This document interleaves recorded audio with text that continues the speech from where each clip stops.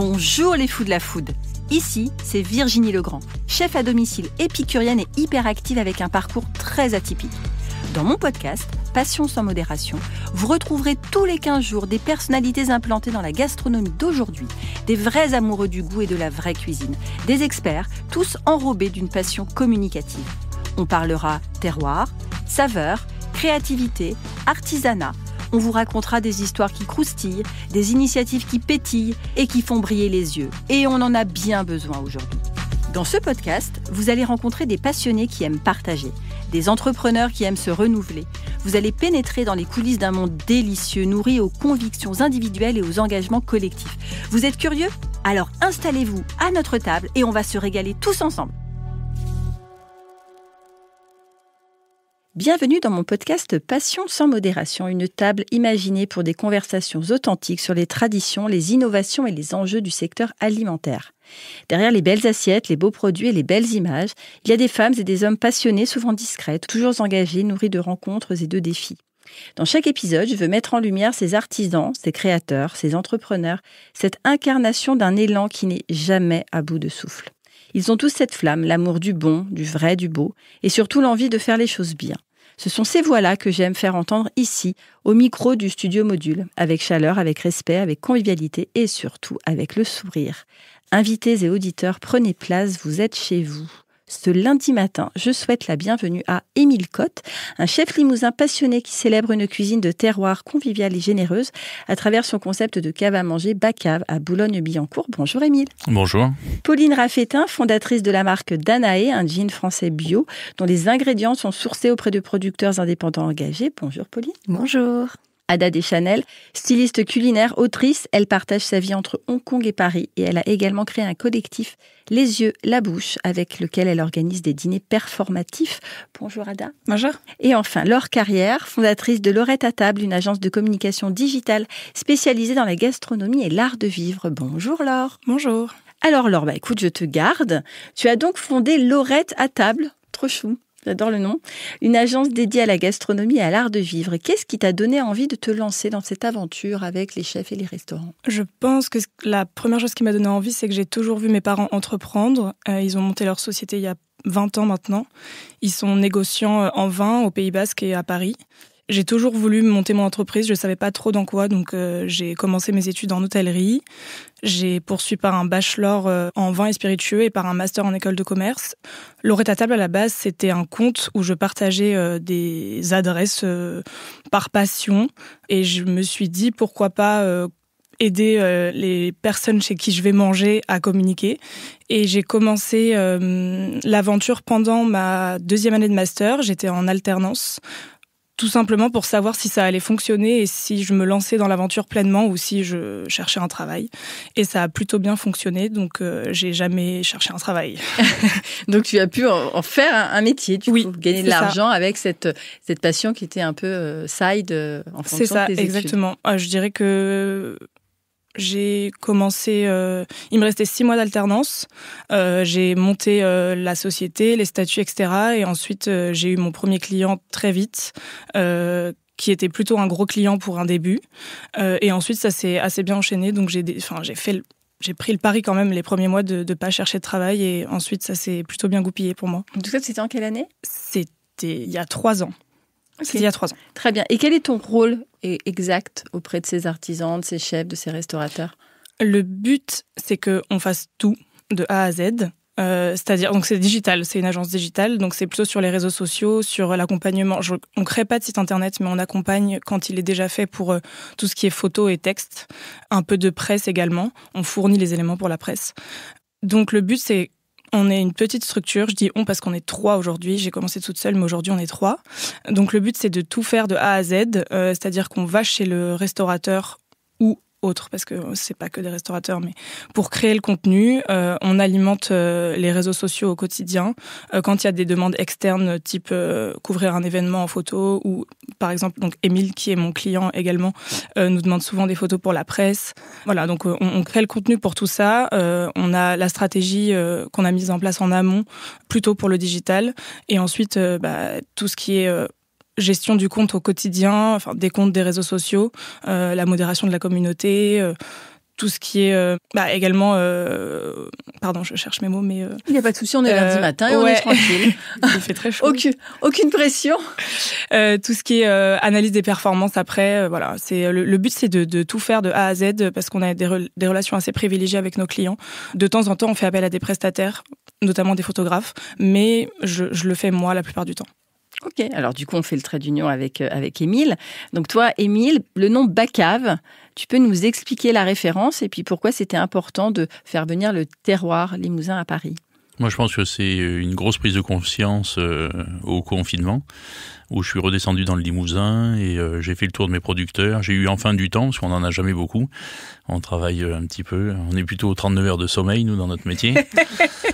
Et donc là, j'ai eu beaucoup de temps pour moi et pour aller faire le tour de mes producteurs. Et donc, je suis redescendu dans le Limousin, j'ai pris ma moto et j'ai fait le tour des producteurs. Je devais passer 5 minutes chez chaque producteur, récupérer des échantillons.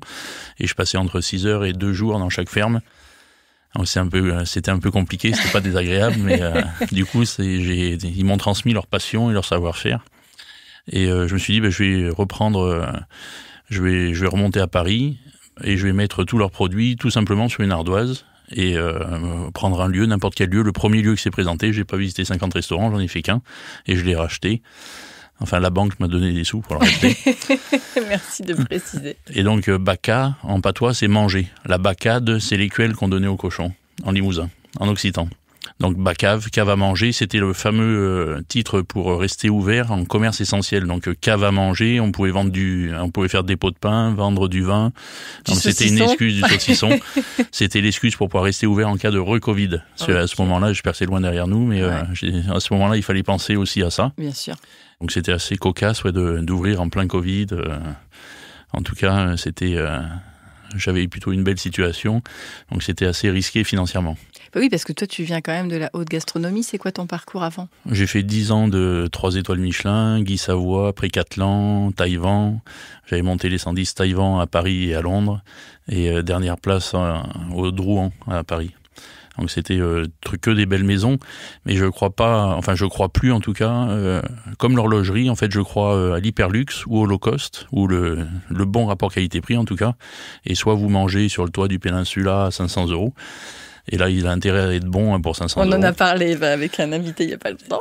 Et soit vous mangez dans un bistrot, quel que soit le talent, que ce soit un bistrot de chef, un bistrot de sommelier, une pâtissière qui fait une japonaise qui fait de la pâtisserie, enfin, quel que soit le talent, là, c'est vraiment un positionnement de prix. Le Michelin nous a très vite récompensé par un bib gourmand. Et c'est un très bon rapport qualité-prix pour un menu entrée plat dessert à 45 €. À Paris. Donc ça reste un budget, mais on peut venir manger chez nous à 90, 120 € à deux et se faire plaisir sur les vins. Voilà. Et moi qui suis venue plusieurs fois, on se fait très très plaisir. Bon, tant mieux. Merci Émile. Alors on a parlé de vin, mais on va passer sur les spiritueux. Donc Pauline, toi tu as lancé un gin bio français artisanal. Est-ce que tu peux nous raconter l'origine de ce projet et surtout qu'est-ce qui t'a donné envie de te lancer dans cette aventure un peu atypique finalement? Oui, tout à fait. Donc, en fait, ça fait environ 12 ans que je suis dans les vins et spiritueux. Moi, j'ai toujours beaucoup travaillé en restauration en parallèle de mes études. Et c'est vrai que j'ai pu, durant cette expérience, découvrir tout le terroir du vin, des champagnes, des spiritueux. Et j'ai eu du coup l'occasion de travailler pour le groupe familial Bollinger, donc les champagnes Bollinger, mais ils ont également des champagnes Ayala, ils ont du vin Chanson en Bourgogne, Hubert Brochard à Sancerre, etc. Et durant le Covid... on revient. Il y avait une vraie réflexion, parce qu'on avait l'occasion d'étendre notre portefeuille, parce que c'était plutôt un portefeuille de vin, de base. Et donc, c'était soit distribuer un gin, mais sans vraiment connaître la traçabilité, le sourcing, la façon dont c'est fait, soit tout faire soi-même. Et donc, c'est comme ça que le projet est né, où j'ai pu proposer cette idée à la famille Bollinger, qui était plutôt une famille assez traditionnelle vigneronne, donc... Les spiritueux ne connaissaient pas beaucoup. Donc, tu les as remués. Tu as voulu les remuer, les challenger. Les challenger. Donc, ils avaient les cognacs de la main, quand même, en spiritueux. Mais c'est comme ça que l'idée est venue. Et surtout, ce que j'ai adoré avec la catégorie gin, c'est qu'on travaille vraiment avec la nature, le vivant. Donc, il y a une infinité de recettes possibles avec les botaniques, un peu comme la cuisine, d'ailleurs. Donc, je me suis beaucoup amusée sur ce projet, oui. Et donc, ils t'ont suivi jusqu'où ? Jusqu'au bout, mais c'était un projet d'intrapreneuriat, donc c'était créer la structure au sein du groupe familial Bollinger, mais il fallait convaincre les actionnaires, le président et leur proposer un business plan, donc comme quand on ouvre une structure, et s'aider aussi de différents experts. Donc j'ai eu la chance aussi, comme c'était au sein d'un groupe familial, de pouvoir après piocher chez différents experts pour m'aider dans le projet. Et pourquoi le gin et pas un eau spiritueux ?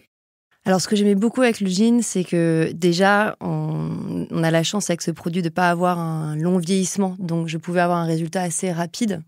Et aussi, cette recherche de botanique. Ça, c'était vraiment un des meilleurs moments. C'était qu'est-ce qu'on va mettre dans la recette ? Parce que pour faire un gin, tu as juste besoin de mettre de la baie de genièvre.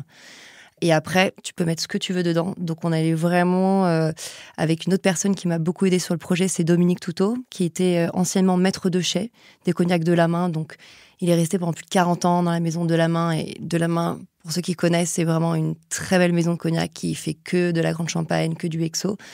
Et ça a été vraiment le nez d'Anaé. Et donc, ensemble, on a listé une trentaine de botaniques. Puis après, on a fait des tests avec un maître distillateur. Donc en tout, il y a combien de botaniques ? En tout, il y en a 8.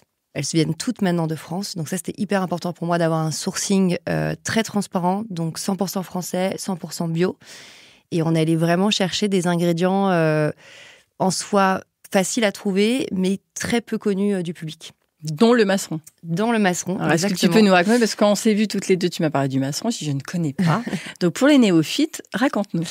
Donc le maceron, peut-être que ça pourra t'intéresser. Voilà, en plus on apprend à tout le monde. Quelqu'un connaît le maceron ? Non. Et ben voilà, c'est ton moment, Pauline. Donc en fait, on cherchait absolument un poivre. Parce qu'on voulait avoir cette épice dans le gin.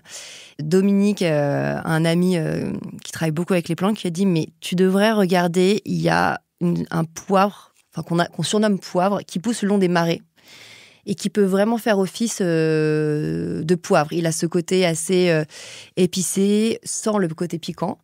On est allé chercher du coup au fin fond de l'île de Ré, dans une petite ferme qui s'appelle la ferme des Baleines, aux portes de l'île de Ré. Et en effet, c'est une sorte de baie qui pousse de manière complètement sauvage. Donc il y a même des personnes qui pensent que c'est une mauvaise herbe et qui peut vraiment remplacer le poivre dans la cuisine. Donc Coudenceau, par exemple, l'utilise beaucoup dans sa cuisine. Manon Fleury aussi. Et c'est vraiment ça qui va apporter toute la longueur et la puissance en bouche dans notre gin. Et c'est délicieux en cuisine, avec du poisson, ce genre de choses. Et ça pousse de manière... Donc concassé voilà, ou infusé. Donc non, on le récolte. Donc c'est des petites graines noires qui poussent donc sur une grande tige. Et tu peux le torréfier, tu peux l'écraser comme un poivre en fait. Et ça va vraiment donner des arômes un petit peu mentholés, anisés. Et ce côté épice, c'est très très savoureux. Donc, comment ça se passe la distillation ? Alors, la distillation, tu récoltes du coup tes 8 plantes. La grande particularité d'Anaé, et c'est pour ça que je voulais aussi faire un clin d'œil avec le reste des maisons du groupe Bollinger, c'est qu'on est sur une base d'alcool de raisin. Généralement, le gin, c'est plutôt un alcool de grain. Le raisin, ça va vraiment apporter beaucoup de délicatesse et les arômes vont être plus précis, je trouve. Et après, tu fais macérer baie de genièvre et graines de coriandre pendant 24 à 48 heures. Ensuite, tu mets ta préparation dans un grand alambic. Tu verses le reste des plantes. Et après, tu redistilles une seconde fois. Et après, tu as une réduction lente pendant à peu près 1 mois pour avoir le taux d'alcool que tu souhaites. Donc, nous, c'est 43 degrés, par exemple. Ok. C'est délicieux. Il est 10h15, on aurait pu déguster. Voilà, alors T'as hésité. J'ai vraiment hésité. Je me suis dit, il fait 40 degrés aujourd'hui. Il fait 40 degrés aujourd'hui, donc voilà, on trouvera un autre moment pour le déguster, parce que je me suis dit que c'était peut-être pas la meilleure journée. T'as raison. Commencer la journée comme ça, c'est violent. Merci beaucoup, Pauline. Ada, alors, comment tu définirais le métier de styliste culinaire à quelqu'un qui n'est pas issu du milieu de la gastronomie ou à quelqu'un qui l'est et qui met ce métier-là un peu de manière annexe ? Et aux gens qui connaissent pas du tout ce métier, je l'explique un peu en disant que c'est comme un make-up artiste, mais pour du poulet. Essentiellement, ou n'importe quel autre type. On adore le résumé. Voilà. Donc mon Parce travail. Moi, j'imagine le poulet maquillé, en fait. C'est ce que je fais. D'accord. Vraiment. Si tu regardes mes stories, il y a plein de stories de moi en train de repeindre au pinceau du bacon, du poulet, de la pizza. Moi, je travaille beaucoup pour la publicité, beaucoup pour des tournages, pour des gros groupes alimentaires. Et donc, je vais cuisiner. Et après, je vais mettre en beauté, en gros, le plat que j'ai cuisiné pour que ce soit appétissant, que ça donne envie aux consommateurs d'acheter, essentiellement. Et après, il y a toute une autre partie édition. On va dire que la répartition, pour moi, ça se fait à peu près 70-30. Et l'édition, soit c'est des commandes des maisons d'édition, et donc ils m'envoient déjà des recettes, ou alors ils m'envoient juste un pitch et moi je dois écrire les recettes. Et après, je travaille en binôme avec une photographe. Ça peut être un photographe aussi, mais c'est jamais arrivé. Et dans ce cas-là, je cuisine et je fais aussi un peu le set design de la photo. Donc je vais choisir le fond photo, c'est moi qui fournis la vaisselle. Est-ce qu'il y a toujours le torchon ? Il y a très souvent le torchon. J'essaie de me débarrasser du torchon. Parce que ça, c'est classique. Moi, j'ai travaillé avec une styliste culinaire et effectivement, il y a toujours le torchon. Il y a toujours le torchon et un peu les grains de poivre à côté. Mais bien sûr, mais je comprends parce que ça permet le coup. Enfin, explique-moi du coup pourquoi le torchon. En fait, on habille le décor. C'est ça. Donc, on essaye de raconter un peu une histoire de ce qui se passe sur la table. Donc, on va avoir un torchon, on va avoir un torchon froissé, évidemment, pas tout long, tout beau pour passer. Surtout pas plat, non. Non. Donc, c'est pour habiller, c'est pour décorer, amener de la couleur, du volume. Voilà. Ok, super. Merci beaucoup, Ada. Laure, je te reprends. Alors, toi, tu te charges d'Instagram, de TikTok aussi. Un petit peu. Donc, ça veut dire qu'Émile, il est sur TikTok ? Non. Ah, Émile, il n'y est pas encore ou il veut pas y aller ? Pas encore. Tout ça, enfin, heureusement que Laure s'occupe de moi. Je pense qu'on peut pas faire plus dinosaure. Voilà, chacun son métier, c'est aussi bien qu'un make-up sur un poulet, à mon avis, que sur les réseaux sociaux, que sur les jeans. Il faut. Quand tu retourneras en cuisine pour ton poulet, là, tu penseras au mascara sur le poulet. Chacun doit faire ce qu'il sait faire. Non, mais bien sûr. Mais du coup, voilà, donc Instagram, TikTok, les newsletters. Comment toi, tu vois l'évolution des formats et des usages dans la communication culinaire digitale ? En quoi c'est utile de passer par toutes ces plateformes pour se faire connaître, ou en tout cas de pérenniser déjà une crédibilité ? Alors, j'ai pas de chiffres en tête, mais déjà, je pense surtout à Paris, mais en fait partout ailleurs, que ces dernières 20 années, je vais dire ça comme ça, il y a eu un développement intense de la concurrence en restauration. Que la concurrence soit bonne ou mauvaise, ça dépend, mais de toute façon, le client, il s'en rendra compte qu'une fois qu'il y sera allé. C'est clair. Donc, je pense que c'est pour ça que c'est devenu de plus en plus important. C'est devenu de plus en plus important aussi parce que de manière générale, dans le monde, tout est beaucoup plus digitalisé. Et que du coup, mon métier s'est développé ces dernières années parce que, comme l'a dit Émile juste avant, chacun son métier et que les chefs, et pas que les chefs, les restaurateurs, de manière générale, c'est pas trop leur truc. Enfin, c'est pas le cas de tout le monde parce que les nouveaux restaurateurs qui sont plus jeunes déjà sont beaucoup plus à l'aise avec ces techniques. Mais même quand on est plus à l'aise, il faut avoir le temps et le temps, ça prend du temps de faire ça. Je sais que c'est très abstrait. Je confirme. Pour beaucoup, mais ça prend vraiment du temps. Donc même quand certaines personnes qui ont leur propre resto aiment le faire et savent à peu près le faire, ils délèguent parce qu'ils ont juste pas le temps. Donc pour moi, c'est pour ça que, en tout cas, mon métier s'est vraiment développé. Après, je pense que la clé pour perdurer, c'est de se tenir informé au jour le jour des nouveautés et de ce qui se passe, de ce qui est le plus tendance. Je mets des guillemets parce que je pense qu'il faut pas tomber dans le trop tendance. Mais oui, dans l'obsession en fait, surtout d'aller checker en permanence et dire il faut que je calque, quitte à renier mon identité. C'est exactement ça. C'est que Émile, pour l'instant, il est pas sur TikTok. Peut-être qu'il le sera pas. Peut-être qu'il le sera. Moi, je veux voir Émile sur TikTok. Mais moi aussi. S'il commence à faire la trend c'est quoi n'importe qui, n'importe quelle trend, mais enfin voilà, ça peut-être que ça collera pas forcément à l'identité de Bacave et que ce sera pas top quoi. Je sais pas. Mais il est malléable hein. On fait de plus en plus de choses. Émile est malléable. Très bien, c'est bon à savoir. Alors justement, je fais le pont aussi. Toi, comment tu arrives à travailler l'équilibre entre tradition et modernité dans tes plats ? C'est assez simple, il faut se nourrir de la tradition pour avancer. Avant de mettre une béarnaise dans un siphon par exemple, il faut savoir utiliser l'estragon, la bonne réduction d'échalotes, le vin blanc, choisir le poivre qu'on va mettre dedans. Il faut savoir la faire traditionnellement. Et après, on peut avancer et construire. Donc, si les bases sont solides, on peut tout faire et on doit se servir de ça. Et après, c'est Paul Bocuse là, qui disait ça.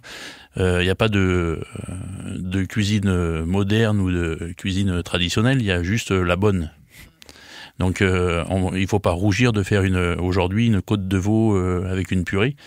mais il faut qu'elle soit un veau de lait de Corrèze irréprochable, que la purée soit très beurrée, que l'assaisonnement soit juste, que la cuisson demandée dans une assiette chaude.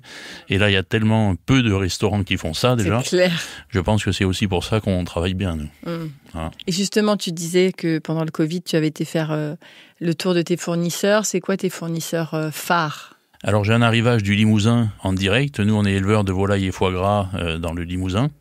Donc, quand tu dis nous, c'est-à-dire que Bacam est associé. Ah oui, mais oui, je l'ai rencontré. Voilà. Didier. Voilà. Donc j'ai la chance d'avoir un élevage. Alors, heureusement que c'est pas moi qui cours après les canards. Ça pourrait être une traîne. Ça, faudrait le filmer. Ça pourrait lui ressembler. Donc on pourrait, on a la chance justement d'avoir ces arrivages du Limousin qui viennent toutes les semaines par palette. Donc c'est les escargots, c'est le gin de Limoges, c'est la bière, c'est le whisky, c'est les escargots, le veau. Il y a un whisky. Je pense qu'il y a énormément de trentenaires qui sont redescendus suite au Covid, s'installer justement et recréer de la bière, des liqueurs, faire pousser des herbes bio. Ils reviennent à la nature.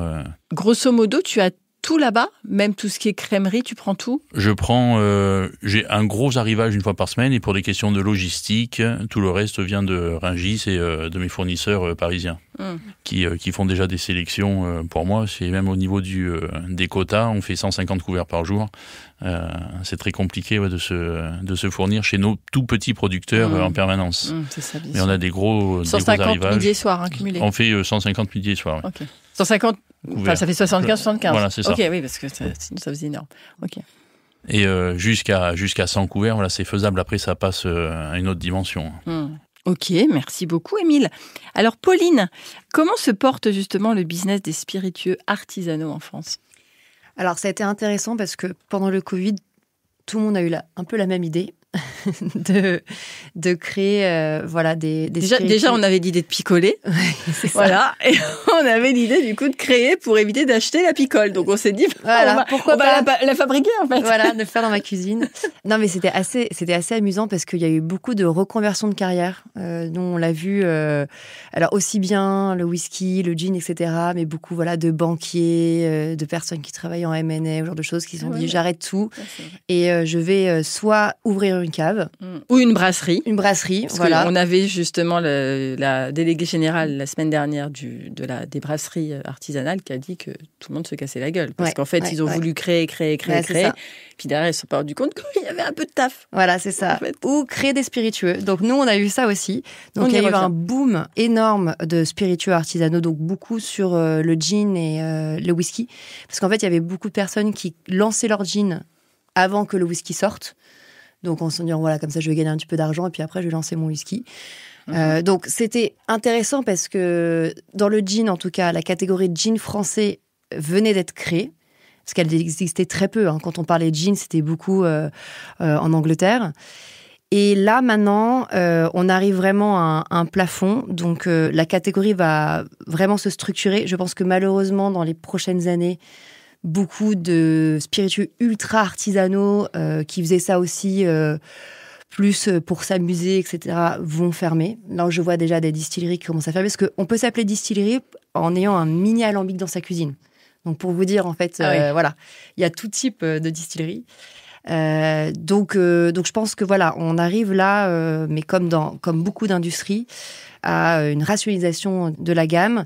Et je pense que c'est ceux qui vraiment ont fait le travail de la bonne manière, parce que je pense que les consommateurs sont extrêmement exigeants maintenant sur ce qu'ils achètent, qui pourront perdurer, voilà.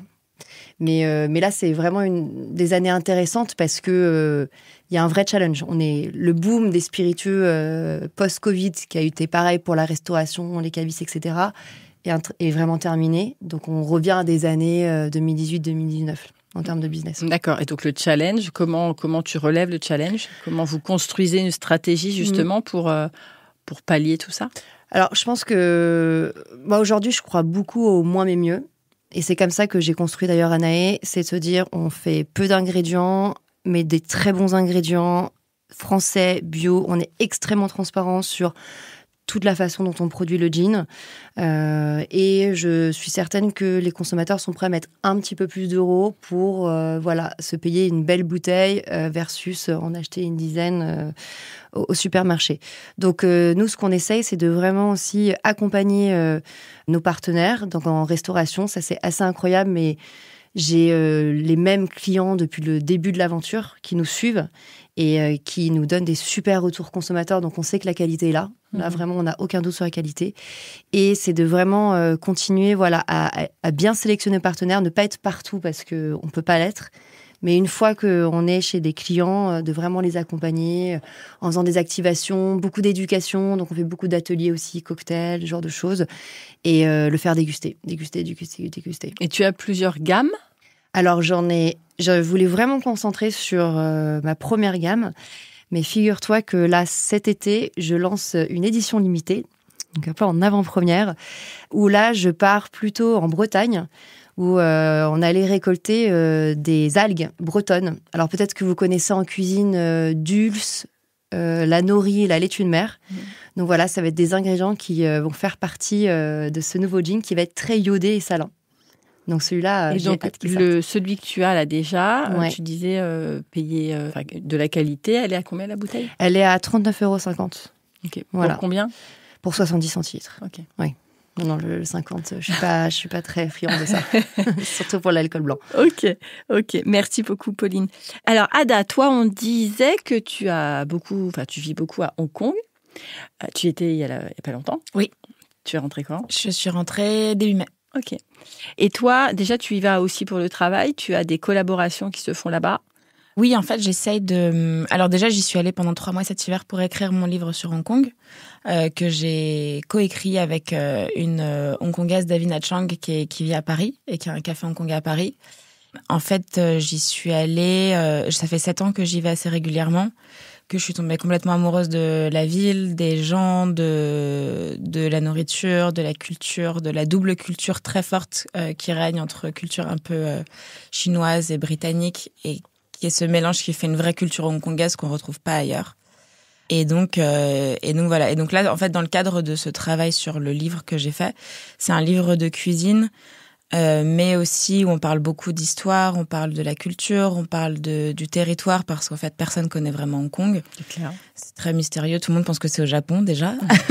Alors que pas du tout. Pareil, faisons un peu de pédagogie. Merci. Donc, Hong Kong, c'est un territoire, c'est une région administrative spéciale au sud de la Chine. C'est sur la zone avec Canton, Shenzhen et juste à côté de Macao aussi. Et en fait, tout le monde imagine des grands buildings de 56 étages, colorés, etc. Et c'est vrai, il y a beaucoup ça.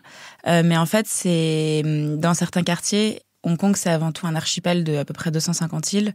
Donc, il y a de l'océan partout. C'est encore très sauvage. Il y a peut-être 70% du territoire qui est complètement sauvage, même en pleine ville. Donc, il y a de la forêt, de la montagne, il y a des randonnées complètement dingues à faire en pleine ville, quoi. Enfin, donc voilà. Donc, pour toutes ces raisons-là, j'y vais régulièrement. Et là, quand j'ai passé 3 mois, je voulais vraiment aller creuser tout au fond de la culture hongkongaise, essentiellement pour pas raconter n'importe quoi dans mon bouquin. Et sourcer, aller vérifier tes sources. Ouais, voilà. J'ai tout goûté aussi, religieusement. J'ai pris à peu près 8 kilos en 3 mois. C'est gras, là-bas ?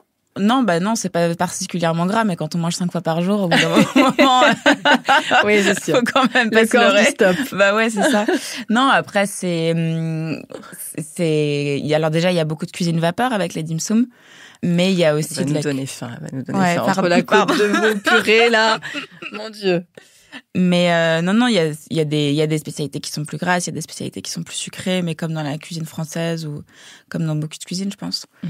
Et donc voilà. Donc après, j'y retourne régulièrement parce que j'aimerais bien mettre en place aussi là-bas peut-être des dîners privés comme je fais à Paris. Mm-hmm. J'essaye de me créer un réseau, j'essaye d'emmener là-bas. En fait, il n'y a pas vraiment de stylisme culinaire là-bas à faire, donc je peux pas amener ça. Mais j'essaye de me faire d'autres projets. J'essaie de me trouver des bonnes raisons de retourner régulièrement à Hong Kong, en tout cas. Ouais, et puis pour kiffer, quoi. Ouais. Tout simplement. Ouais. Parce que tu es jeune. Ouais, ça va. Ouais. Donc, tu as encore plein de choses à faire et à découvrir, donc c'est top. Et du coup, qu'est-ce que tu aimerais transmettre justement aux jeunes comme toi qui ont envie de créer quelque chose entre l'art, la cuisine, le voyage ? Je suis pas sûre d'avoir compris cette question-là. Si. Comment tu De la transmission, les jeunes gens, tu vois, se cherchent aussi beaucoup. Oui. Donc, il y a des gens qui veulent cuisiner, il y a des gens... Là, tu es dans l'art aussi parce que tes dîners, c'est des dîners performatifs, c'est des dîners spécifiques. Ça n'est pas que des dîners privés. Non, en fait... Il y a beaucoup d'art là-dedans, beaucoup de voyages. Et en fait, toi, ton identité, c'est ça. Oui. Et qu'est-ce que tu voudrais dire aux gens qui ont peur, justement, de se lancer dans des choses comme toi ? Mais faites-le. Bah oui. Faites, c'est tout. En fait, justement, pour revenir sur ces dîners privés, là, on a organisé donc la 2e édition ce week-end. Ça s'est fini hier soir. Et, il y avait 2 jours. Il y avait 2 jours, c'était samedi et dimanche. Ouais. Et donc, en fait, c'est un collectif qu'on a créé qui s'appelle Les Yeux la Bouche. J'ai co-créé ce collectif avec une scénographe chef déco, Aurélie, et avec une chorégraphe de performance qui a aussi un espace, galerie, espace de recherche, d'expérimentation dans le 10e qui s'appelle Catherine. Et en fait, notre idée, c'était de créer des expériences avec un dîner, mais avec de la performance, avec une scénographie, quelque chose de très immersif, quelque chose de très différent de ce qu'on peut voir sur Instagram. On trouve que la vie est dure et que le monde c'est dur et que si on peut créer une bulle pendant 3 heures où les gens sont vraiment complètement coupés du monde, c'est chouette. Et donc là, typiquement, hier et avant-hier, donc le thème c'était les monstres. Le dîner s'est ouvert. C'est une bonne bulle rassurante, ça, les monstres. En fait, ça ratisse large parce que c'est tout ce qu'on entend par les monstres, quoi. Et moi, j'ai fait tout mon menu sur les monstres gentils. Et donc, en fait, ça s'est ouvert sur une performance d'une demi-heure qui était orchestrée samedi soir par Catherine et dimanche soir par le collectif de danseurs Milma qui était là. Et en fait, ils ont continué les 2 soirs la performance tout au long du repas. Donc, ils ont fait tout le service performé, sans parler, dans des mouvements hyper lents. Ils étaient dans un personnage chacun. Ils ont interagi, mais silencieusement, avec la table, les convives qui étaient un peu un public aussi, du coup. Et le tout dans une scénographie qui était extraordinaire, objectivement. Toute la pièce était recouverte de couvertures de survie. Et en fait, ça faisait une grotte. Et c'était vraiment un cocon, quoi. Et donc, on avait des doutes parce que c'est la première fois qu'on fait ça. Nous, on l'avait jamais fait. Et puis, c'est de la bricole, quoi. Jusqu'à 2 heures avant, on était tous en train de pleurer en se disant qu'on n'allait jamais y arriver. Pourquoi on s'est lancé là-dedans ? Mais pourquoi ? Ouais, c'est ça. Qu'est-ce qui nous a pris ? Et en fait, ça a super bien pris. Les gens ont adoré. Ils ont adoré l'idée d'avoir une expérience vraiment très, très différente de ce qu'ils ont pu vivre avant. Et que ce soit pas juste un repas ou juste une performance ou voilà. Du coup, on a beau avoir des âges très différents dans ce collectif, je pense que ça va de 30 mois à peu près une 50aine d'années, 40aine, je sais pas. Mais en fait, voilà, il y a juste un moment où on s'est dit, là, on a l'impression que ça existe pas. On a envie de le faire. Et puis, du coup, on l'a fait. Bravo. Et du coup, c'est ça que je veux transmettre aux gens, c'est que si on a envie de faire quelque chose, faut le faire. Faut pas attendre que les gens nous donnent la permission. Tu as entièrement raison. Laure, alors toi du coup, quelles sont selon toi les erreurs les plus fréquentes que font les acteurs de la gastronomie dans leur communication digitale et quelles sont les qualités que tu leur apportes toi pour leur donner le meilleur ? Les erreurs qu'ils font quand ils le font seuls, c'est ça ? Oui. Et pourquoi dire, voilà, vous faites telles erreurs, mais je suis là pour que vous ne les fassiez plus. Alors, il y a des choses qui sont vraiment très... c'est vraiment le b.a.-ba de la communication, mais globale, pas du tout que digital, c'est... l'orthographe. Ah oui, par exemple. Mais bien sûr. Et évidemment. Vouloir aller vite, parce que c'est pas forcément des personnes qui s'expriment mal, mais quand on veut aller vite, on fait moins bien dans tout, je pense. C'est pas que dans mon métier.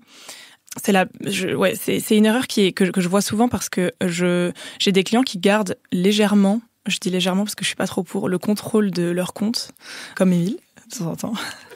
Et ce n'est pas Émile dont je parle, mais qui font vraiment des fautes d'orthographe et de syntaxe. Mais c'est vrai que quand on est suivi, il y a des gens qui considèrent que c'est pas grand-chose, mais ça peut vite donner une image pas sérieuse du tout. Mais de la même manière, je te coupe. Moi, je suis une ancienne prof de français, donc j'ai l'œil. En effet. Mais sur les cartes de resto.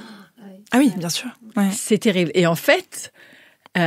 souvent, c'est... je vois toujours, quoi. Ouais, mais d'ailleurs, moi, j'ai une amie qui, à la base, c'est pas trop mon credo, les cartes. Ouais. Parce que... c'est pas que c'est pas mon credo, c'est que j'ai accompagné mes premiers clients, ils avaient déjà leur resto, etc. Ouais. Mais j'ai une amie qui a ouvert son resto à Biarritz l'été dernier. Et par exemple, vraiment, de manière amicale, je lui ai dit, on va la refaire ensemble. Mais oui. C'est mieux. Ouais. Avec un grand sourire, mais je t'aime quand même. Oui, voilà. Et elle était très contente, d'ailleurs. Bien sûr. Et depuis, dès qu'elle fait un changement, elle le fait vérifier.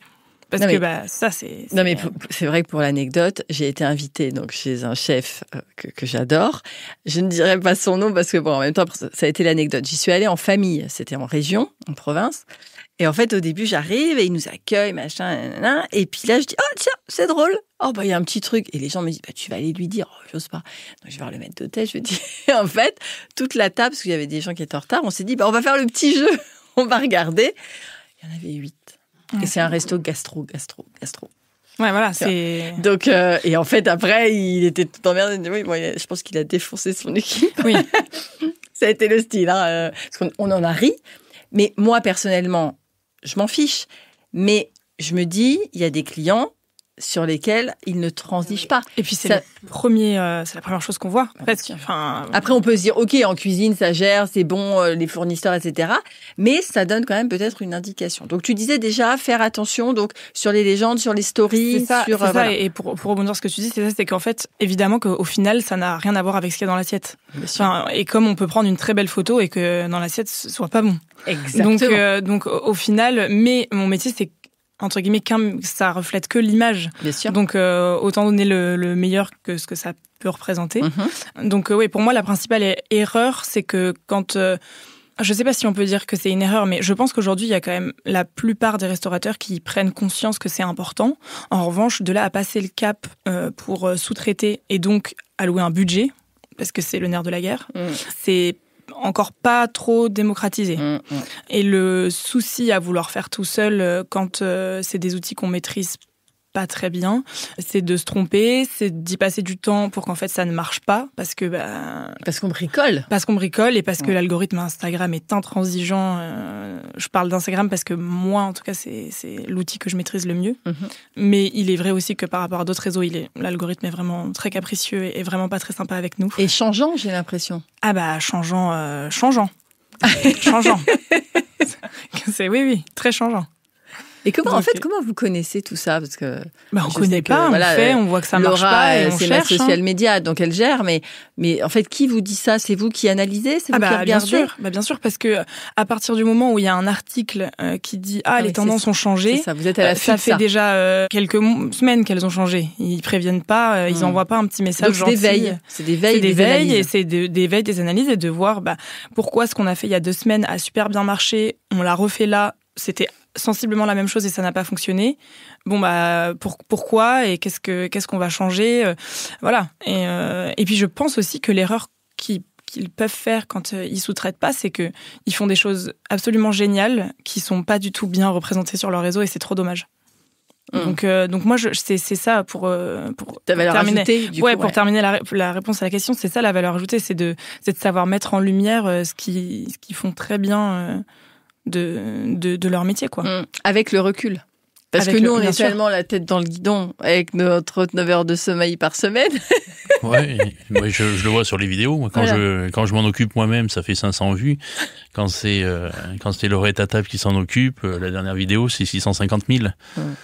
Avec 98% d'engagement. De vues qui font pas partie de de mon cousin, de ma maman, de mon frère et de 3 amis cuisiniers. Des gens qui ont envie de venir voir ma cave. Donc c'est un vrai métier. Aujourd'hui, on a besoin de cet outil-là aussi pour communiquer puis faire voir ce qu'on fait au grand public. Ouais. Et justement, quel regard, toi, Émile, tu portes sur l'évolution de cette fameuse bistronomie? Est-ce que tu valides ce terme de bistronomie à Paris qui prend de plus en plus de place? Donc une gastronomie, c'est quoi? C'est une gastronomie plus accessible, plus chaleureuse, plus conviviale? La bistronomie a été créée par Yves Candeborde, sortant de son gros parcours de palace, voulant s'installer dans le fin fond du 14e à l'époque. Et c'est lui qui a créé ce mouvement-là, qui était de démocratiser au plus grand public. Avant n'importe quelle cuisine, il fallait mettre une cuillère de caviar, du foie gras et de la truffe. Et en fin de compte, l'attention qu'il a portée dans un menu pareil, qui a lancé le Bib Gourmand aussi. On peut très bien traiter une sardine, une poitrine d'agneau et un pied de cochon. Et le traiter avec tout le respect qu'il mérite. Il n'est pas plus noble de travailler qu'un turbo qu'une sardine, un hareng ou un pied de cochon. On doit le travailler de la même façon et ça permet de pouvoir proposer des plats avec les mêmes techniques, les mêmes fournisseurs, la même sélection que ces grands palaces et ces grandes maisons, au service d'un menu accessible de partage dans un bistrot. Vous êtes combien en cuisine ? Nous, maintenant, on est 21 en tout dans la société. Pas en cuisine, du coup. En cuisine, on est une dizaine. Ouais. Et donc c'est très très hiérarchique, très militaire. Donc il y a la plonge, il y a les entrées froides, chaudes, les légumes, la cuisson de la viande, le saucier, le pâtissier. Donc c'est une organisation. Chacun sait le rôle qu'il a à jouer dans la cuisine. Mais c'est aussi pour se spécialiser, comme chacun, ça tourne, mais chacun se spécialise dans ce qu'il sait faire le mieux, quoi. On a des éléments qui sont très forts pour la mise en place, d'autres pour les finitions, d'autres qui sont très très sensibles pour les accords mets vins, d'autres qui vont être dans la recherche et développement. Voilà, donc chacun joue son rôle et m'accompagne au quotidien. Dans l'aventure. Merci. Pauline, comment toi tu conjugues donc justement ce côté très artisanal, ce côté très créatif, un peu disruptif, tes valeurs personnelles, de conviction personnelle et en même temps la rentabilité ? Parce qu'on peut parler de ça, on a le droit de parler de ça. Bien sûr. C'est vrai qu'un projet comme ça, on n'est pas tout de suite rentable, ça, il faut se l'avouer. Donc il faut aussi être bien accompagné et avoir les financements nécessaires pour après trouver la rentabilité. Les valeurs vraiment que je voulais porter sur ce projet, c'était si on le fait, on va vraiment le faire de la bonne manière. On va pas tricher sur la production, sur le sourcing. On va prendre que des ingrédients de qualité. Donc c'était un vrai parti pris parce qu'il y a beaucoup de jeans qui sont assez industrialisés et qu'on peut vendre à une vingtaine d'euros. Nous, on a vraiment pris le parti pris de se dire on va aller sur la catégorie plutôt premium, super premium. Donc on va vraiment s'adresser à des consommateurs curieux qui vont tout de suite regarder l'étiquette à l'arrière de la bouteille, qui ont limite l'application Yuka, qui vont scanner tous les ingrédients. Enfin voilà, on s'adresse nous plus à ce type de consommateurs. Donc on sait que c'est pas un jean pour tout le monde, mais c'est aussi des consommateurs qui sont hyper curieux, qui sont prêts à aller sur cette catégorie de jean qui vraiment est très naissante de ce que nous, notre jean, on peut très bien le déguster pur, par exemple, au niveau de la qualité. Et comme je te le disais tout à l'heure, je pense que on le voit, de toute façon, la consommation d'alcool baisse chaque année. Ça, c'est un fait et c'est une tendance qui va rester. Donc aujourd'hui, c'est comment on accompagne justement ce nouveau style de consommation avec une consommation plus responsable, une consommation plus de plaisir, qui va vraiment... le consommateur veut plus, je pense, aujourd'hui, juste boire un gin tonic, mais il veut connaître l'histoire derrière, la production, et c'est exactement comme le vin. Enfin, on le voit maintenant dans les restaurants, où le sommelier ou la personne en charge du vin va tout de suite nous parler des vignerons qu'il a rencontrés, le vieillissement, il est fait de telle manière, etc. Le côté humain, en fait. La main de l'homme. La main, la vigne, le vigneron. Et ça, c'est partout, là. Tu vois, j'étais encore dans un super restaurant à Compiègne ce week-end. Et tout de suite, tu voyais des étoiles dans les yeux du sommelier qui nous parlait de deux vignerons qu'il a rencontrés, qui faisaient vieillir ses vins dans des amphores. Enfin, voilà. Et je pense qu'aujourd'hui, c'est ça qu'on doit transmettre. C'est de la transmission, parce que c'est aussi la culture, c'est la culture française, mais le faire de la bonne manière. Très bien. Merci beaucoup, Pauline. Ada, comment enclenches-tu la dynamique de collaboration avec tes clients, les marques, les chefs ? Comment tu scénarises ? Comment tu leur demandes leur aval ? Est-ce que tu as carte blanche ? Comment ça se passe ? Non, alors souvent, déjà, c'est pas moi qui l'initie. Ça vient plutôt d'eux. Et je suis souvent contactée directement par les agences de communication ou par des boîtes de prod. Et en fait, donc très souvent, tout le projet est déjà là. Et moi, je viens vraiment juste exécuter. T'as tout le brief, en fait. J'ai tout le brief. Ça peut arriver que le brief soit pas clair, soit pas réalisable. Parce qu'il n'y a pas le temps, parce qu'il n'y a pas le budget, parce que bon, voilà, pour plein de raisons différentes. On peut me demander quand même de temps en temps, par exemple sur certaines marques de fromage avec lesquelles je travaille, on me demande souvent d'élaborer des recettes qui matchent aussi un peu avec les tendances TikTok, Instagram, etc. Et dans ces cas-là, eh ben, je fais quoi. Donc je fais une veille et je propose des recettes. Après, je propose aussi éventuellement le set design quand j'en fais, mais j'en fais pratiquement plus. Et puis après, en fait, c'est le gros de mon travail finalement, c'est de la logistique. on dirait pas trop comme ça. Et puis il y a plein de gens que je rencontre qui me disent mais c'est génial, tu designes des petits plats et tout. Non, je fais essentiellement, je passe ma vie dans des supermarchés. Je porte des valises de 95 kilos remplies de céramique. Donc en fait, c'est vraiment une question d'organisation, de savoir, parce que je veux jamais être la personne qu'on attend pendant le tournage. Donc de savoir exactement quand on va être tourné, quel plan, de quoi il y aura besoin sur ce plan-là. Il faut que tout soit préparé. Il y a pas longtemps, j'ai fait une série de vidéos pour de la pâtisserie. Et du coup, tout était déjà préparé en amont avec toutes les différentes étapes, en fait. Donc, on va tourner la confection de la pâte à brioche. Et puis, 5 minutes après, moi, je leur amène une pâte à brioche qui est déjà levée, qui est en train de lever depuis 2 heures. Et puis, 5 minutes après, je leur amène une pâte à brioche cuite. Et puis, voilà. Et en fait, comme ça, faut dérouler. Donc, c'est vraiment de l'organisation et de la logistique. Et après, la partie sympa, c'est de maquiller et de rendre ça joli. Tout le côté visuel. Ouais. Et cette pression créative, tu la vis comment ? Ça te challenge ? Ça peut t'angoisser ? Ça dépend de comment c'est amené, de comment c'est fait, parce que je suis un peu en bout de chaîne d'une très grosse équipe, en fait, parce que au-dessus de moi, souvent, il y a un dire de prod qui va donc m'amener le projet, qui a constitué l'équipe, etc.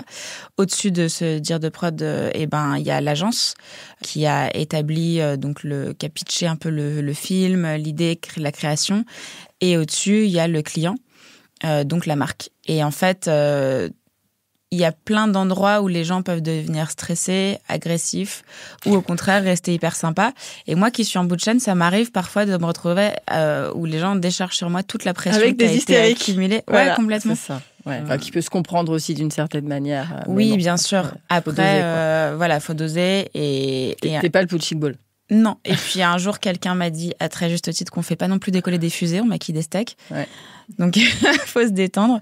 Et donc maintenant, je gère beaucoup mieux la pression qu'il y a ne serait-ce que 3 ans, où il y a quand même un tournage un jour où j'étais tellement sûre de pas y arriver que j'ai dit à mon mec, appelle-les, puis dis-leur que je suis morte.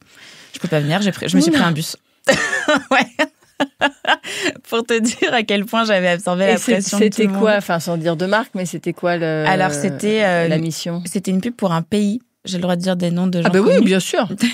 C'était une pub pour l'Arabie Saoudite et dans la pub il y avait Lionel Messi.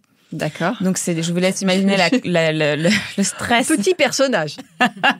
Alors moi je savais pas bien qui c'était. Je savais que c'était un joueur de foot, mais j'avais pas compris l'ampleur du joueur de foot. Et en fait, une partie de la pub avait été tournée en Ukraine 3 semaines plus tôt. Et c'était beaucoup de fonds verts et de reconstruction de ce qui avait déjà été tourné en Ukraine. Et en fait, on m'appelle le vendredi soir pour un tournage le dimanche en me disant, là, il faut que tu recrées les pâtisseries que Messi et ses copains sont en train de manger à table qui a été tournée en Ukraine. Et donc, j'avais 48 heures pour faire de la pâtisserie, sachant que j'avais dit, moi, je fais tout sauf de la pâtisserie. Et donc là, je me retrouve embourbée dans ce truc-là, avec tous les magasins qui sont fermés le dimanche, les magasins de pâtisserie, en fait, vers Châtelet, Étienne Marcel, tout est fermé le dimanche. Enfin bref, donc c'était un enfer. Et j'ai pas réussi. Donc du coup, j'ai acheté d'autres pâtisseries que j'ai essayé de transformer un peu comme je pouvais, etc. En plus, évidemment, c'était des trucs orange avec des formes biscornues, des voiles velours, enfin bon, un cauchemar. Et c'est pour ça, en y allant, je savais que je ne pouvais pas leur amener ce qu'ils attendaient. Mais je les avais prévenus. Tout le week-end, je les ai appelés toutes les 10 minutes pour leur dire je peux pas. Et ils me disaient si, tu vas gérer. Je disais mais c'est pas une question que je vais gérer, c'est que c'est pas faisable, quoi. Et en fait, ils s'en fichaient complètement. Et je crois que dans la pub, on les voit même pas, les gâteaux. Ah putain. Et vraiment, à la fin de ce tournage... T'as pris un beau chèque au moins ? Non. Ah putain. Non, alors c'est ça aussi, les projets les plus foireux, les plus galères, c'est toujours les moins bien payés. Et alors que là, il y a 2 semaines... Ça te tient même pas, tu te dis même pas, allez, je vais galérer, mais à la fin, j'ai un petit truc sympa. Et il y a 2 semaines, j'ai fait un tournage avec la comédienne Reese Witherspoon, l'américaine. On a tourné justement au Peninsula. Et on a tourné aussi le lendemain dans une brasserie. Et ça, c'était un truc tellement bien rodé. Il y avait une équipe, je pense, de 150 personnes pour ce tournage. Il y avait 5 décors différents. Moi, j'ai fait des journées de 5 heures, ce qui est minuscule pour une journée de tournage. Et ça, j'ai pris un super chèque. Donc, en fait, ça s'équilibre comme ça, quoi.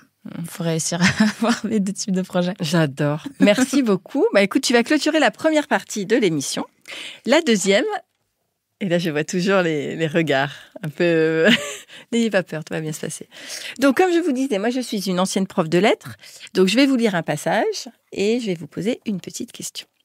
Mais Quand d'un passé ancien rien ne subsiste, après la mort des êtres, après la destruction des choses, seule, plus frêle mais plus vivace, plus immatérielle, plus persistante, plus fidèle, l'odeur et la saveur restent encore longtemps comme des âmes à se rappeler, à attendre, à espérer sur la ruine de tout le reste, à porter sans fléchir sur leurs gouttelettes presque impalpables l'édifice immense du souvenir. Pour chacun de vous 4, je veux votre Madeleine de Proust. Je dis comme si j'exigeais en fait, voilà. Ce serait bien que vous me racontiez, voilà, un petit souvenir d'enfance, quelque chose, voilà, quand on parle de...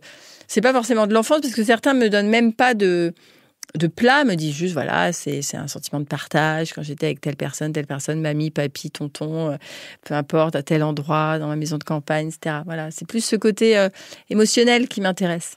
Moi, j'en ai un qui est vraiment bête comme tout, mais c'est une tartine de pain grillé avec du beurre salé. Beaucoup de beurre salé. Et de préférence un pain pas très quali, genre le pain déjà tranché de chez Carrefour. Et en fait, pardon Émile, j'ose pas te regarder dans les yeux. Le regard noir de Nicole. Mais alors, il est contextualisé. Mais oui. Il est contextualisé dans ma maison en Bretagne, où je vais tous les étés et on se retrouve avec toute ma famille. Et ma grand-mère achète tout le temps ce pain. Bon, nulle part ailleurs, je te jure que j'en mange pas. Mais dans ma maison en Bretagne, en fait, tous les matins, je me réveille avec cette odeur de pain-là qui grille trop parce que le grille-pain a été acheté chez Emmaüs il y a 30 ans. Donc, il grille trop. Et en fait, je peux pleurer de ça, quoi. Et quand j'ai perdu le goût, quand j'avais le Covid, le seul truc que je voulais manger, c'était une tartine de beurre salé. Et ça m'évoque tout. Qui font ou qui font pas? Alors, d'abord, il a fondu. Ouais. Et comme il a fondu, j'en rajoute. D'où la double couche, en fait. Beaucoup de beurre. Alors, tu sais, faut pas avoir de complexe parce que la semaine dernière, on a eu une grande influenceuse food que j'adore, Constance, et qui nous a quand même dit qu'elle, c'était les pâtes ketchup. Ah bah ouais, voilà, mais ça pourrait aussi d'ailleurs. Tu vois, voilà, il n'y a aucun souci là-dessus. Hein, vraiment, tu peux complètement te dédouaner. Pauline, une idée? Eh ben, ça tombe bien, moi aussi c'est en Bretagne. Tu vois, parce que j'ai un fort attache avec cette région aussi. Mes grands-parents ont vécu là-bas et on y va autant qu'on peut. Il y a en Bretagne, alors je pense que ça vient pas de là-bas, mais je sais pas pourquoi, dans mon petit village ils le font, c'est la Modane. Je sais pas si vous connaissez, c'est une sorte de... Donc c'est le petit village de Pont-Aven, dans le Finistère, et c'est une sorte de pain brioché avec de la poudre d'amande dessus. C'est une tuerie. Enfin, vraiment, et ça, c'est vraiment ma Madeleine de Proust. Et je pense que du coup, j'ai vraiment amplifié mes envies de brioche. Et alors là, particulièrement enceinte, je peux te dire que je mange beaucoup, beaucoup de brioche. Et voilà, c'est très réconfortant pour moi. Donc, je vous conseille la Modane. Et du coup, je pense que ça vient de Modane, la ville. Donc, si un jour vous avez l'occasion d'y aller, c'est délicieux. Enfin, vraiment, on apprend toujours ce côté un peu croquant. Et on en trouve à Pont-Aven? On en trouve à Pont-Aven? On en trouve à Pont-Aven. Okay. Ouais, Pont-Aven ou Riec-sur-Belon. J'irai. Ah, bah c'est tout près de chez moi. Et bah, la boulangerie de Riec, ils font de la Modane. Et bah, tu feras toaster la Modane avec ton beurre. Voilà. Faut pas trop la toaster parce que limite, faut pas la toaster. Okay. Mais alors, avec du beurre dessus, demi-sel, c'est incroyable. Ça a l'air ouf. Voilà, ça y est, tu vas faire les tests. Émile ou Laure? Allez. Moi, je trouve que c'est difficile d'en choisir qu'une. Tu peux en donner plusieurs. Non, mais moi, c'est le couscous du vendredi qui n'avait évidemment jamais lieu le vendredi. Donc, parce que ma maman est née au Maroc. Elle est française. Hein. Mes grands-parents sont français aussi, mais ont toujours vécu au Maroc.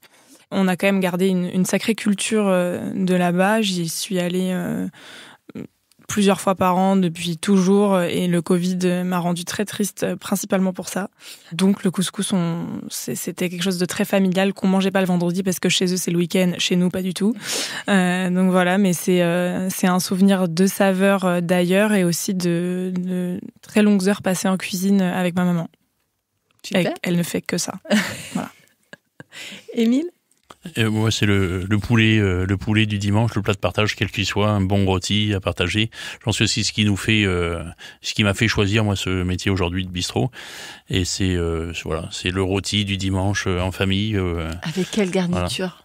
Voilà. En fonction de la saison, en fait, ça peut aussi bien être des asperges morilles que des pommes de terre, des haricots verts, que de la truffe. Voilà. D'accord. Tout, au fur et à mesure de la saison, l'accommoder ce qu'il y a dans le jardin. J'adore, super. Alors, s'il y avait une personne que vous aimeriez inviter à votre table, j'en ai parlé en famille hier, parce que du coup, j'ai posé la question à ma famille et ils m'ont dit, tu leur diras qu'il faut que ce soit hors gastronomie, parce que sinon, c'est trop facile. C'est forcément quelqu'un de connu. Oui, ça peut être quelqu'un de fictif, ça peut même être quelqu'un de fictif. Le top, ça pourrait être quelqu'un de mort. Chouette. Elle est bizarre, cette phrase. Mais parce que c'est complètement impossible, c'est pour ça. Ah oui. D'accord. Mais ça peut partir dans toutes les directions. Voilà, quelqu'un de votre famille, on a eu plein de choses différentes, des artistes, des chanteurs. Voilà. Et à la fin, l'idée, c'est de constituer une immense tablée avec tous ces gens. Et c'est moi qui fais la cuisine. Désolée, Émile, c'est moi qui prends le lead. Toi, tu choisiras le vin. Oui. Je peux dire quelqu'un de vivant qui est plutôt en bonne santé? Vas-y. Mais pas dans la cuisine. Non, pas dans la cuisine. Moi, ce serait Sophie-Marie Larouille. Alors, déjà, je ne connais pas qui est cette personne. Alors, c'est elle a un milliard de casquettes. Elle est notamment comédienne, scénariste, humoriste. Ok. Et elle a un podcast qui s'appelle À bientôt de te revoir, entre autres. Et elle me fait pleurer de rire. Et je manifeste parce que c'est un peu mon rêve de la rencontrer et de devenir pote avec elle. Manifeste, je manifeste. Très bien. Voilà, et elle est complètement dans l'humour très, très absurde. Donc voilà, elle, j'aimerais beaucoup... même pas forcément lui faire à manger, mais me faire une bouffe avec elle. Ouais. Ok, on rigolerait bien. Ouais, vraiment. C'est pas facile, hein? C'est pas facile. Il y en a tellement, en fait. Je réfléchis encore. Ouais. Les autres, des idées? Enfin, beaucoup, mais ils sont pas morts. Enfin, ils sont Dommage. en bonne santé aussi. Non, mais donc après, c'est un bonne peu- santé, vas-y, bonne santé. Moi, je dirais avec la famille Obama. Enfin, c'est pas. Oui, bah c'est- oui, mais c'est très une bien. famille. Très bien, mais c'est complètement possible. Voilà, on fait l'appel, ils viennent, Manifeste, on fait voilà, le toi module. aussi. On a droit à Bacave, voilà, ils privatisent Bacave, ça tirait, non? Oui, moi ça me va. Ça me va. Bon, bah, j'organise ça la semaine prochaine. Très bien, très bien. Toi, Émile? Moi, mon rêve, c'était de rencontrer Depardieu, mais je crois que c'est plus à la mode en ce moment. Alors, c'est drôle parce qu'on... Non, mais alors, au-delà de tout ça, quelqu'un nous a dit aussi ça. C'est autour d'une table, à mon bah, avis, bon ça vivant. doit être Kersozon, Depardieu, Ouais. tous ces mecs-là, enfin, des bons vivants, Ouais. qui cassent la croûte Bigard, enfin. Ouais. Ah, oui, là, c'est vrai qu'on est... Je pense qu'on doit passer des bons moments. Ouais. On ne doit pas en sortir indemne. Ou après 40 000 médicaments pour la migraine. Mais ouais. je pense que oui, ça doit être des bons moments de vie. Ouais. Je voulais dire Simone Veil, mais je sais pas si avec Depardieu, ça va Ah. trop Ça matcher. va pas matcher. Ouais. Donc, Alors, on je vais- oublie non, mais on oublie le lien, voilà. Juste, on est sur des personnalités. Sinon, plus dans la... Du coup, s'il y a Depardieu, je vais peut-être choisir d'autres. J'ai plus dans la musique. Moi, je verrais bien genre un Mozart ou tu vois, un Beethoven en disant, mais comment t'as créé ça, quoi? Tu vois, explique-moi. Dans ton cerveau tout fou, là, essaye de me transcrire voilà, ta passion. Alors, Moi, bien. ce qui est drôle, c'est qu'à table, hier, on s'est dit, ça pourrait être sympa d'avoir Beethoven et Van Gogh. Je me suis dit, ça va être compliqué, la conversation. Ouais. Ok, intéressant, très bien. Qu'est-ce qu'il y a toujours dans votre réfrigérateur? Ketchup. C'est vrai? Ah, j'adore. Maison ou pas? Non, enfin, français de préférence. Ouais.